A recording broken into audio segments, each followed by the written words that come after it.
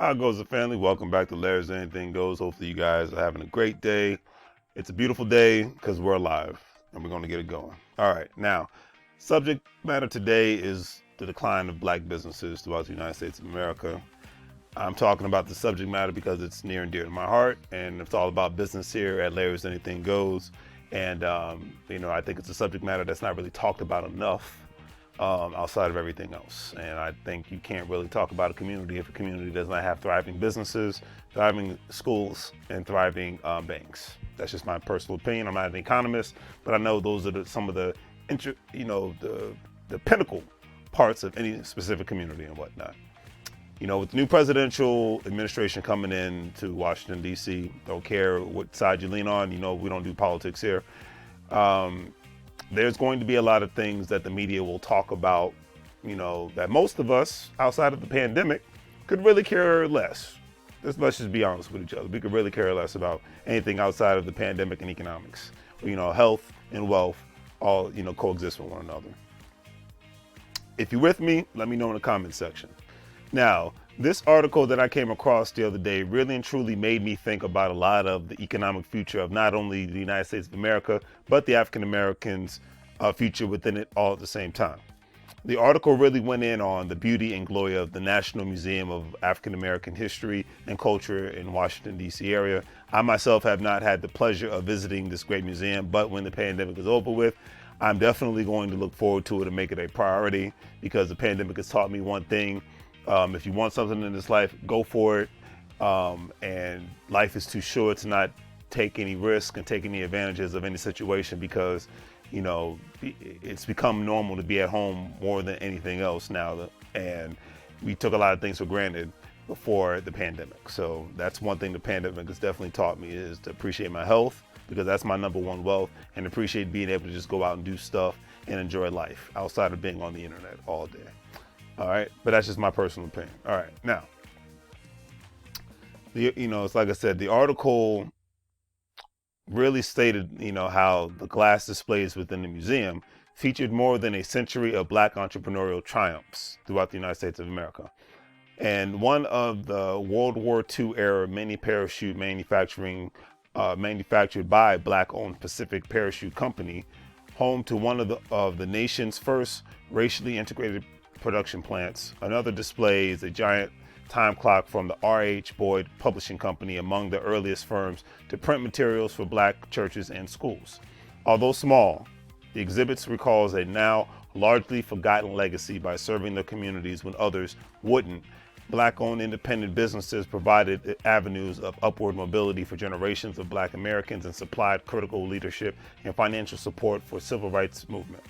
All right, and that's another thing that it's not talked about enough either, is that the black business community during the civil rights era played a very big integral part for civil rights leaders like Malcolm X's, like the Martin Luther King, like the Marcus Garveys, and so many others and whatnot, because no matter what in the world, you need money to do things, period.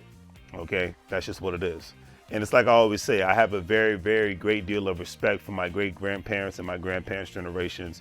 The WW1s, World War I, World War II, and Vietnam era, war eras, were very interesting times in the United States of America. The crazy thing about these segregation eras, because that's what they were, is that most working people were hardcore blue collar workers. It was very normal to work on cars, houses, build roads, cut down, trees and things of that nature, and to work in a plant. It was just very normal. That was the time in the United States where you could leave high school and get a good paying job going to a plant someplace, or get a skill set. And then a lot of times, people go to the military to get a skill set in the military, take those same skill sets, bring it back to their communities, and never know, start building houses, start doing construction, landscaping, start their own butcher shop, small grocery shop, as you see right here, because most grocery stores were the size of where you see this gentleman back in those days. You didn't have the big chains like you do now with the Wegmans and the Safeways and the Publix and the Krogers and the Giants. I could go on and on. You know what I mean? It's like you see in certain small cities, the bodegas and whatnot, though that was considered your grocery stores in most neighborhoods back in the day. You actually had more communities back then. Now, most places you just have a neighborhood. You don't have community, like everybody back then. Everybody knew each other and whatnot. That was the norm. So, but anyways, like I said, I could go off on a tangent about this all day. You can't get me stopped to talk about this, but, like I said, that era, it was a lot of craziness, but you had a lot of thriving going on at the same time. It was normal in most households. In a lot of households, you had people that you just had the husbands working and the wife could stay at home because the cost of living wasn't as high as it is now. Okay.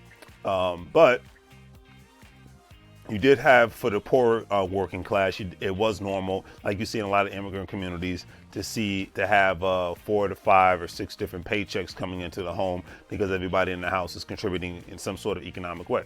That was a very, very normal thing. You know what I mean? During that era. And I don't think that's talked about enough either.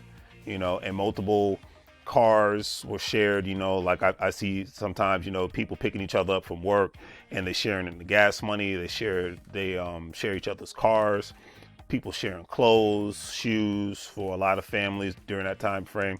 I mean, you see that a lot in the immigrant community now and poor families now, but a lot of times it's done not just because they have to, but because a lot of people have to do it because they have to, but they do it because it saves a dollar, and any dollar saved can be saved and invested. I always say save and invest, and a lot of people do that. Some people that can't even speak the English language master this art, and they can become a very thriving family, hence a thriving community, hence making it their hard work today makes it much easier for the future generations that are coming along. You know what I mean? But with those kind of sacrifices being made.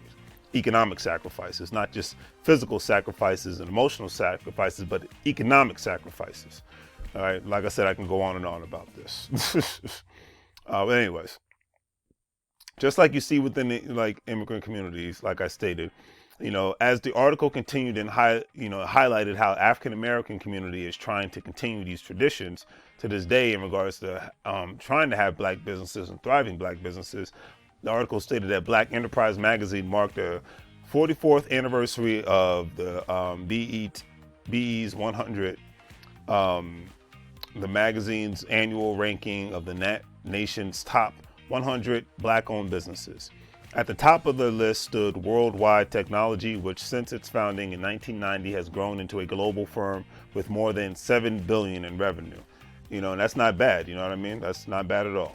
And that's why I said I never will ever shy away from any sort of progress, because there has been a lot of progress. This is definitely not a negative video, and 3,000 employees. And when you have a company where you can actually hire people, that's when you're really making those moves. That's just how I look at it. Because unfortunately, majority of African-American owned businesses are self-employed. Great example, like myself, I'm a self-employed business owner from my real estate, from my LarrysAnythingGoes, where I sell products and do referral marketing, real estate, I wholesale real estate, and I purchase rental properties. I'm self-employed in that regards. We'd like to grow in the future, but we'll see what happens. Depends on how business goes. Then came companies like Radio One, whose 55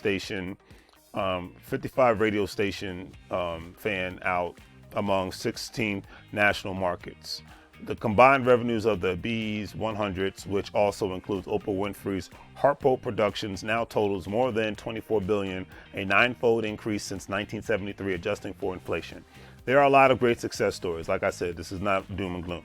But the main reason I decided to talk about this article is because it really went hard on the true reality of the decline of African American businesses from then compared to today. That's why I have the back then during the 40s, 50s, and 60s time frame picture compared to today and whatnot, because you have black businesses today. Like I said, it's not all doom and gloom. Showing the then, showing the now. All right? Now, back to the story at hand.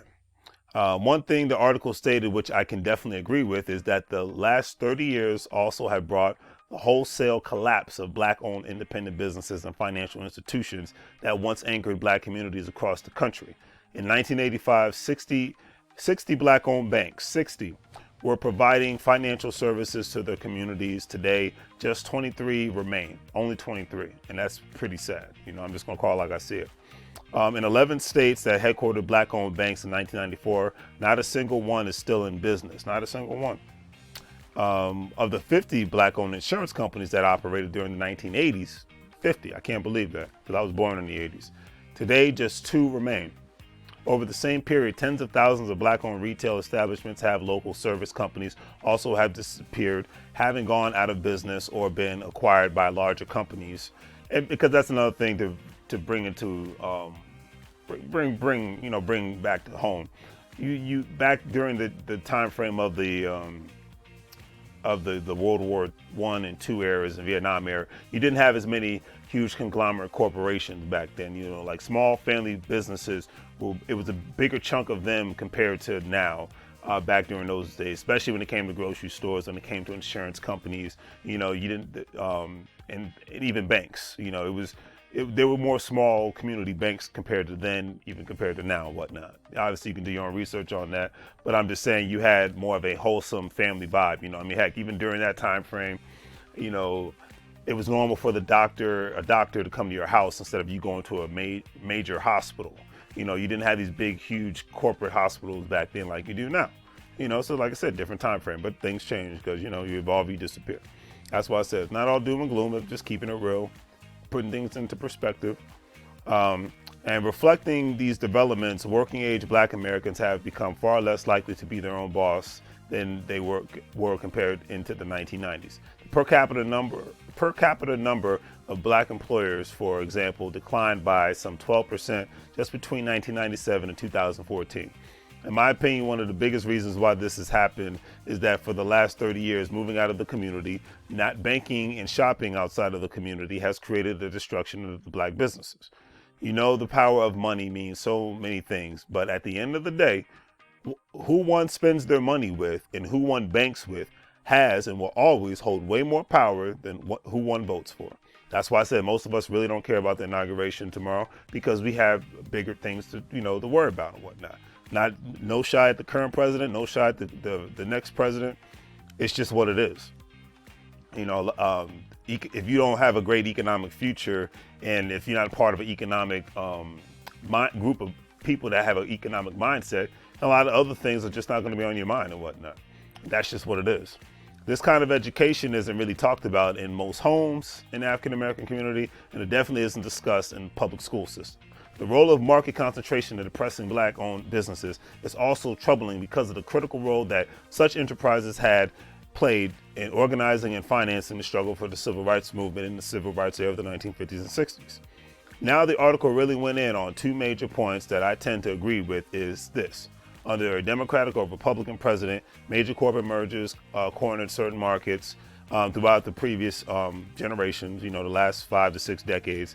Other banking institutions weren't able to get bailouts during the last Great Recession as well. So we all must remember that the United States went through a big economic correction from 2007 to 2010 and whatnot. And from the real estate market to the stock market, and even longer than that. I'm just giving, the little details and specifics. But and now we're going through another correction because of the pandemic. And when I say correction, I'm not talking about it from a stock market perspective, because I'm not a stock market expert. I'm not even going to pretend to be. I buy my stocks, I trade them, but that's my expertise in that. But I'm saying if you look at the way the economy was back in 2007 compared to where the economy was back in 2017, 2 different worlds and whatnot. You did not have Uber and Airbnb. You did not. You had apps out at that time, but not as much as you do today and whatnot. Like businesses are run off of people's cell phones, one of mine included. You know what I mean? So not just from a conversational standpoint, but from a email perspective, posting, marketing perspective, banking perspective. So the country is changing in a big, dramatic way. Now you see in 2021, because that's where we're at right now, now you see a world where people are working from home from a jobs perspective, not just even from a business perspective.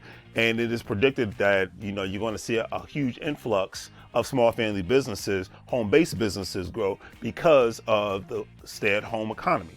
And if more and more people are going to have the pleasure of even staying at home, working from home, then that opens up the door for more people to actually be able to run a business because, one, they're not going to have a boss hovering over them. I'm not saying it's right for them to work on the business while they're on the clock. I would say to not do that. But they're not going to have to worry about traffic, worrying about rushing to get to the job. They're going to rush to get to the computer, which is two different worlds. They're not going to have to worry about doing as much running around either. I mean, a lot of people are working out from home. You can order freaking anything you want from home from your cell phone, so even groceries nowadays. And most people don't even have to leave the house like that if they don't want to. That's the world we're in right now. And that's, as to say, meet the Jetsons and whatnot, that's where we are. That's the difference between 2007 and 2021, okay? A lot of those things that I just mentioned, you couldn't do during that time frame, but now you can. Thanks to the pandemic, it was inevitable that this was going to happen. But thanks to the pandemic, it's going to be normal for more and more people to work from home. It's going to be normal for more and more people to live in foreign countries. It's going to be more normal for more and more people to live in other states instead of New York and California. This is going to be the new norm. And I'm mentioning this because this has everything to do with the new economy. Okay, that's all I can say. And at the end of the day, the only way that one can counter the decline in business and in banking is to go up, and if you want to, you want one's business to go up, or the people's banking institutions to stay in business and have more customers, is to start making it a habit to buy from Black-owned businesses and to bank with Black-owned banks. It's not a crazy concept. It is very possible. If you can spend $20 a month on somebody else's business, you can spend $20 a month on African-American business. If you can open up a bank account with one bank, you can open up a bank account with another bank. It's very simple. Why? I'm practicing what I preach. I do it every month. I'm with One United from a bank perspective. I go to We Buy Black to purchase some other, to support other African-American businesses. On social media, I share posts all the time. I try to get people to come on my YouTube channel and whatnot. That's another way. It doesn't always have to be about money. It could be about social capital all at the same time. That needs to be the new norm. You know why? Because every other community's been doing it for decades now, and it just needs to be the new norm in ours, okay? Not stupid reality TV shows where everybody's yelling and hollering at each other like they've never read a book before. I know that's what the media loves to promote, but that's not cool, period. Okay, that gets old after a minute. Every area has its own little crazy form of entertainment and whatnot, but when that's all one consumes, because what you consume is what you are, then you're going to be consuming a lot of trash and you're going to talk a lot of trash. It's just what it is, okay? Make it a habit, just like breathing, just like drinking water. You make these things regular habits, so it's like, and that's how you really help a community no matter who's in office. Because like I've said, I grew up in the DMV area, and I've seen people come from all over the country and all over the world, form their own communities and whatnot, regardless of who's in office. And you're talking about a part of the country where everybody cares about who's in office. Okay, and from a local political standpoint and a national political standpoint, but yet and still people did crazy things like put their money together, buy real estate together, start businesses together, and frequent those businesses together, no matter who's in office. Didn't use the president as an excuse, didn't use the governor as an excuse, didn't use the mayor as an excuse. Because that's all I hear when I hear somebody's in office, so I can't go to the bathroom. Somebody's in office, so I can't go to the gym. That's what it just, if you really think about it, to yourself. You're saying because of somebody else in the land of the free, I can't do X, Y, Z unless their foot is actually on my neck. It just sounds stupid. I'm just gonna call it like I see it. It is what it is. Okay. And this is from a man that has seen people have their own construction business, landscaping business, cleaning business, grocery stores, convenience stores, restaurants, laundry cleaners, security companies, some people that could barely speak English or couldn't speak English, but because they used the crazy thing, and people in the immigrant community have told me this, it's the power of two things: family and money. And when you put those two together and there's a level of trust, instead of people trying to outshine each other and trying to outdo each other and compete against one another, hating on one another, you can make some serious power moves from a real estate perspective, and a business perspective, and a banking perspective, and an educational perspective. Crazy thing. When you put your family name first and stop worrying about who's got what and say, hey, how can we collaborate together? It can be done. It's been done before. Because like I said, the era of World War I, II, and the Vietnam War era, those generations of people did that because it was just normal. And in every community, from all parts of the United States of America, every community did that. It was very normal. And they still do that to this day for the most part. And even people that immigrate to the United States, they do that to this day. It becomes very normal. Is it all pleasantries? No, but what is? When you start a new job, is everything pleasant? No. When you go to school, is everything pleasant? No. There's going to be, hurdles and whatnot. The one has to, but that makes us stronger, right? So, like I said, if these habits are implemented in the minds of our children, along with having all kinds of insurance policies, buying stocks, buying bonds, having individual retirement accounts, cryptocurrency, etc., then the future could look more promising no matter who the president is, no matter who the governor is, and all that other stuff. You can make those things, because like I said, you can be a Republican and you can be a Democrat. You can still work with your family and friends. All that is irrelevant. Why? Because you've seen that done in government before. People have to work together no matter what they believe or don't believe in order for things to be smooth transition and whatnot, because without it, there's nothing but anarchy. Okay, say what you want about the government. If the government was that bad, it would have collapsed by now. It obviously hasn't, for a specific reason. So that's why I said you want people to learn from the government. It's like, hey, on the camera, it might look like we can't stand each other, but in real life, we work together because we know we have to preserve the union. Okay, and it's the same thing for the African American community. You don't have to agree on everything, but you have to, in order to work together, in order to preserve the community's union. Simple as that. Nothing unethical about it, nothing illegal about it, because everybody else does it. It's a crazy concept, right? I know. I'm radical in thinking that because generations ago, it was just normal to work together and stop hating on each other. Another thing, men and women in your 30s, stop mean mugging people. It's ridiculous. You're too old for that nonsense. Let's move forward. All right. I had to get that off my chest because I'm seeing a lot of that lately. Don't know why, but it's just like, stop. Anyways. On that note, always do your best to keep a positive circle versus an unproductive circle, because with that, no one's going to be able to move forward. And definitely don't forget, sign up with the Gold Standard Partners. It's all about cryptocurrency. And the beautiful thing about this, it's going to be officially launching by next month in February. And you even see this with other cryptocurrency wallets like Coinbase and whatnot. You're able to, because cryptocurrency isn't just the future, it's the now. The beautiful thing is that, you see PayPal and Cash App accepting cryptocurrency. The G999 is a new cryptocurrency that has been brought up onto the market and whatnot. I'm learning more and more about this every day, but the beautiful thing about it is you can not only just buy cryptocurrency, but you can actually refer other people to buy cryptocurrency with you if they sign up with your team. And just like any other affiliate marketing and whatnot, there's no monthly fee. Only thing is, you can sign up for free. Only thing is eventually you have to start buying some cryptocurrency, and you'll be able to purchase a specific package and whatnot, and then you'll be able to refer other people to do the same thing, and you can make money out the cryptocurrency that they buy and the packages that they buy along. Obviously, once you sign up, I'll give you more information, and because I'll be notified and I will contact you directly. But the beautiful thing is you have your own little crypto Visa card. Like I said, this is going to be it's going to be the new thing, just like you see with Apple Pay and Google Pay, where people utilize that and they can pay for their groceries with Apple Pay and Google Pay and whatnot. It's going to be normal for people to buy products and pay bills with their cryptocurrency. And that's why I'm talking about it now. Whether people sign up or not, I'm all in. Okay.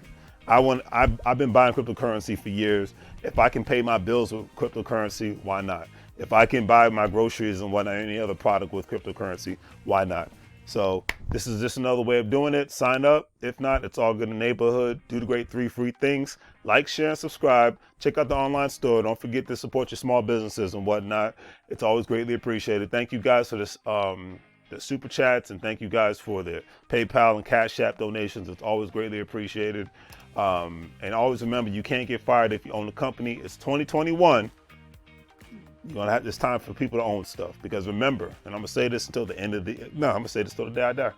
The future belongs to the people who own real estate, who own businesses, and who own assets. Think on that. Take care, family.